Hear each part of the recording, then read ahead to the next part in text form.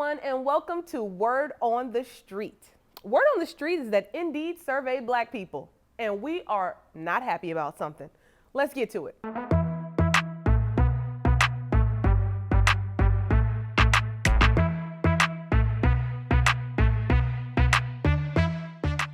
All right, gang. So Indeed conducted a survey on a variety of Black folks and identified that 54% of the participants in their survey, Black people, said that they felt discriminated in the workplace and that they were experiencing basically microaggressions in a hostile workplace on a pretty regular cadence. Now, some folks really become stressed by these kind of data, right? Number one, Black folks across the world are saying like, yeah, yes, we have been saying this for generations that we feel hostility in the workplace. But right now, a lot of leaders are trying to figure out like, what does discrimination look like today? What is it really, right? Because folks come to me and they say, hey, I told a person to do X and they said that I was being discriminatory to them. What do I say to them? How do I de-escalate this situation? And they bring workplace change in. Like, we conduct investigations, we conduct de-escalations, we go in and we have a lot of conversations with a lot of different people. And I'm telling you, things are happening in the workplace that I want you to become familiar with, all right? Now, there are circumstances when it's not discrimination, but a person doesn't like that you ask them to do something, and they will sometimes use their gender or their race or some element of their identity to say, I don't want you to have this conversation with me. I don't want to bend to your will, right? That happens from time to time. But by and large, that is not what is happening when people are coming to you telling you that they're experiencing discrimination, right? Most women are not like, yeah, I'm gonna set women's rights back 300 years by coming and telling them that something benign was insensitive to women across the world. That's not what's generally happening. I want to give you an example. So a few weeks ago, I was brought in to an organization. Lots of organizations reach out to workplace change because we are not afraid to call balls and strikes. We are very impartial, and we will call it like we see it, right? So if it's a person of color or another, person from a marginalized community that is doing something that we think is not above board, we will call that out and we'll say, you got to stop doing that.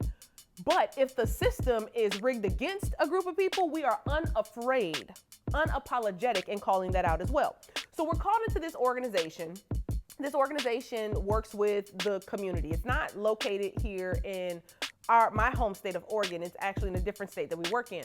So they bring us in and they say, hey, we have a Black male employee, and this employee is, resisting direction.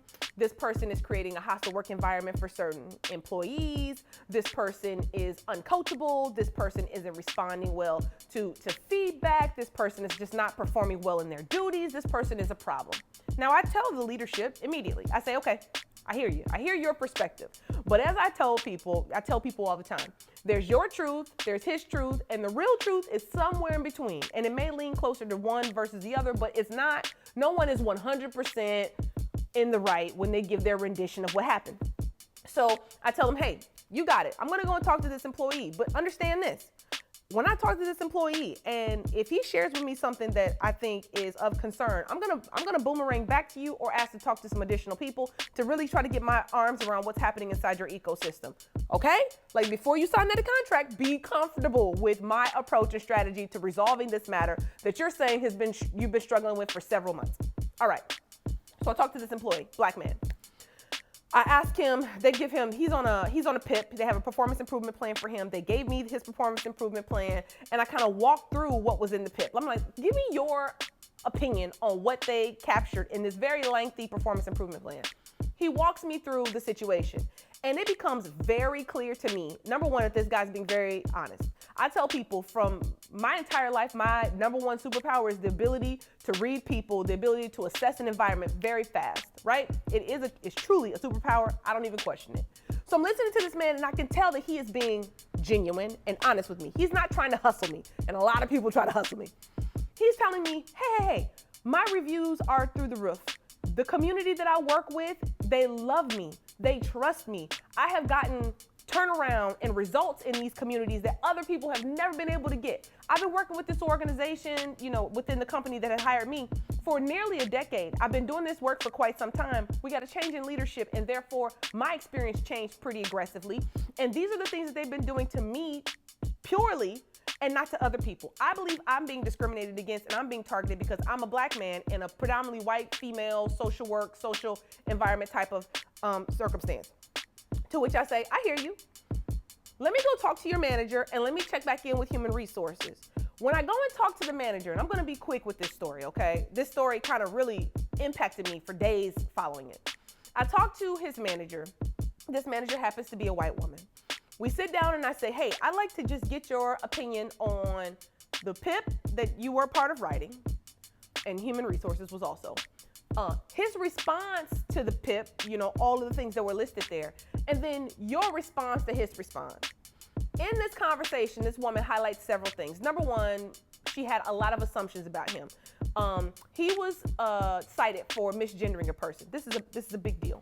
This person had gone through their transgender process, going from one gender to the next, over the course of about 3 months in the workplace. Also, pronouns changing. This person was catching up to speed on, the new pronouns and made some mistakes. Now, this happens. When a person goes through their transition, right, we have to establish a little bit of grace and patience as other people also go through that transition with the person. But that doesn't mean you just get to say, well, your mama said that you're this name, so I'm gonna call you this name. You don't get to do that, right, and just create harm for people. Now, he misgenders the person. He's incredibly apologetic. He said, gosh, it's taken me a while to just kind of get this under wraps. Like, I'm messing this up. It's not intentional. I'm gonna keep trying. I apologize. That to me deserves some grace. But here's a piece that was really quite interesting, right? That moved it from being, a person being cited for misgendering someone to maybe this person isn't being consistently treated.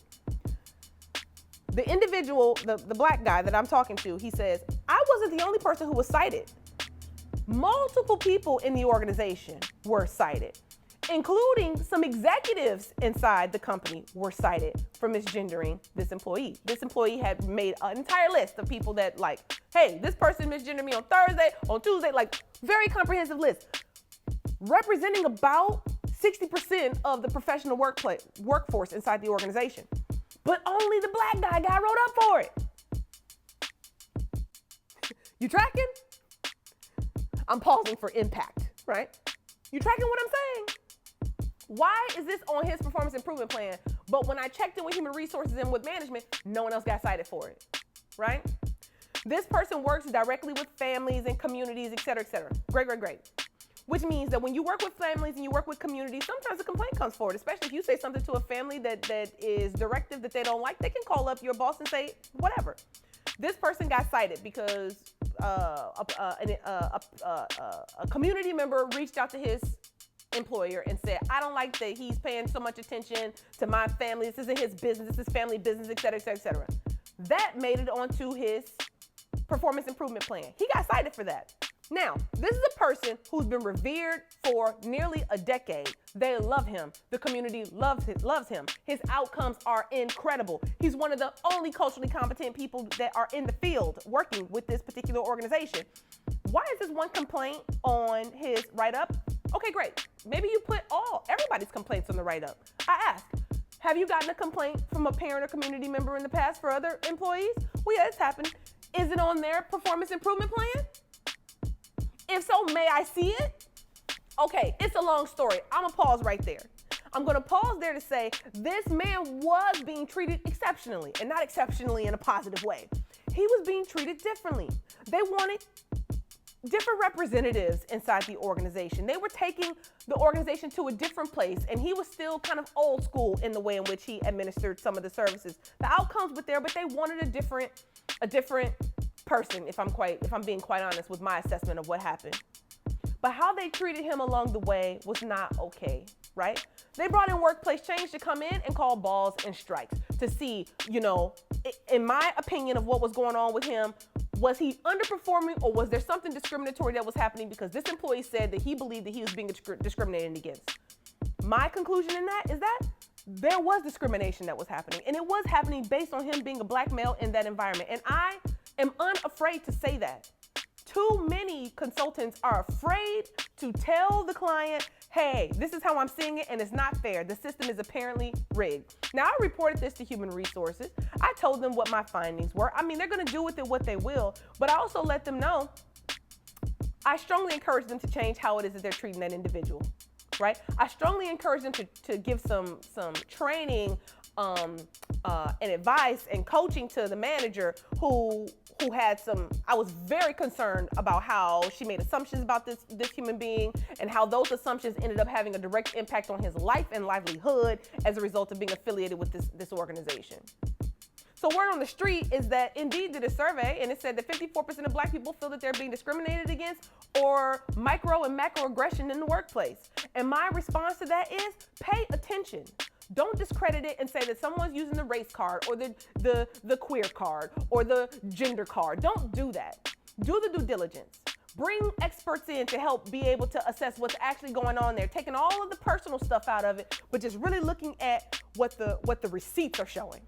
That's my recommendation, and that is my advice. So if you got a question, make sure you DM me, make sure you email me at hello@workplacechanges.com, and I look forward to the next time I get to spend some time with you.